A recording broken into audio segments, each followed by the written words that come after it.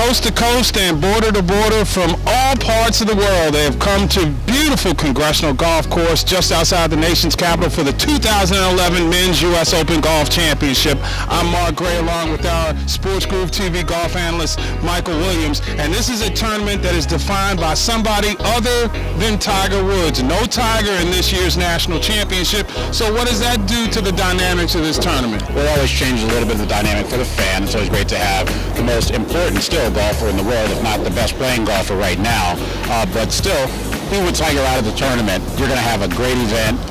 All the best players in the world, the guys who are playing the best right now are here. It's a lot at stake. It's the U.S. Open. It's going to be a great event.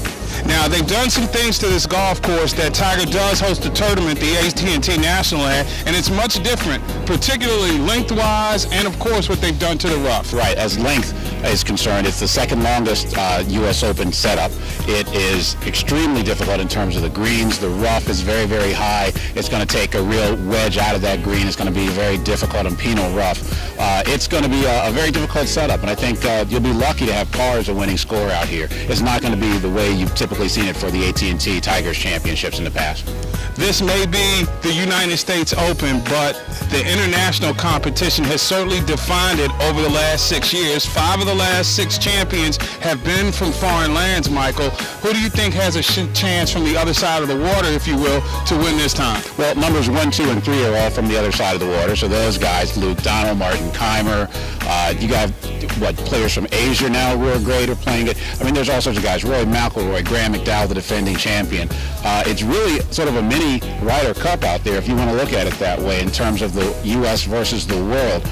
And when you talk about one of those foreign players to watch, Martin Keimer, number 2 in the world, and we caught up with him during his practice rounds. It's very, very long. You know, it's probably one of the longest golf courses I ever played.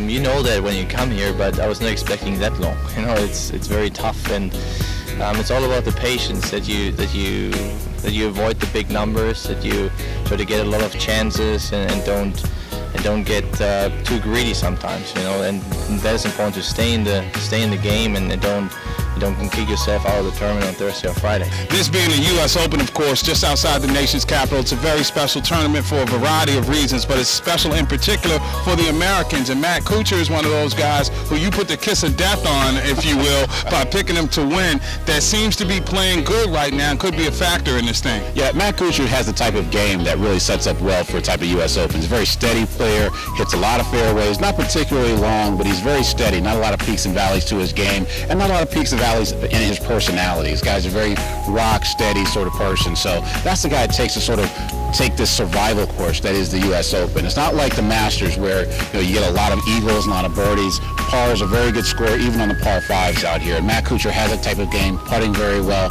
I look for him to be kind of successful out here. I've been steady. It's been a lot of fun to have a chance week in and week out, and really be a lot of fun to have a chance here. I mean, anytime you get a chance to win a U.S. Open, I'm sure the nerves will be going, but I'm hoping my game's ready for it. Now, Anthony Kim has had some success here. He won the AT&T National when Tiger Woods first began hosting it here. He has been up and down all season long, and the question is, does Kim have enough to be a factor come Sunday? Still the same golf shot. You're coming in there with a club or 2 longer on some of these holes, so it's going to play a little bit tougher. The greens are obviously going to be a little bit firmer, but same golf course. You got to get the ball in the hole, and hopefully I can do that pretty quickly this week. There's been a lot of talk this week about the European players versus the American players. Any feelings about that? Is there some competition on the course between you and the other guys, sort of a pre-Ryder Cup thing going on?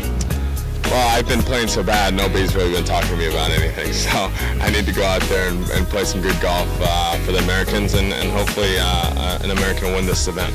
I'm going to put our golf analyst on the spot here. Give me the best foreign chance to win and the best American chance in your opinion. Okay, the best foreign chance to win, I'm going to go with young Roy McIlroy. We were out on the range and we saw him swing, and it's just a thing of beauty. It's picturesque, like Michelangelo of swings. If he can steady his nerves and get to the point where he was for those first 3 days, the first 3.5 days of the Masters, I think he has an excellent chance to win. Best American chance, I've already said Kuchar, but I'm going to start off and also say Dustin Johnson. Dustin's been in contention in major championships before. He knows what it takes to contend, and I think having that experience and Tiger's former coach, Butch Harmon, will probably get his mind in the place where it needs to be to break through and take it through that 4th day in a winning championship. Well, Mike and I do agree the best foreign opportunity to win this year has to be Rory McIlroy. They say what doesn't break you makes you stronger. If he's not broken by what happened at Augusta, he certainly figures to be a stronger player on Sunday this year here at Congressional. And as far as Americans are concerned, I really do like Dustin Johnson, but I'm going to go out on the limb and pick Bubba Watson. We're talking about a long guy who can really play out of trouble. If his putter's working, I'm looking for Bubba Watson to hoist the trophy. And by the way, what is the name of the trophy here? The U.S. Open Championship Trophy. Not like it's a Wanamaker or anything like that? No, it doesn't have a name like that. U.S. Open Championship Trophy, but when somebody wants to call it, is mine. Indeed. Well, we will be out here all weekend long from this beautiful piece of property just on the outskirts of the nation's capital. From Michael Williams, I'm Mark Gray. We'll have the complete story from Congressional all weekend long here on SportsGroove TV. This has been a presentation of SportsGroove TV and Heritage Sports Radio Network, the voice of HBCU sports.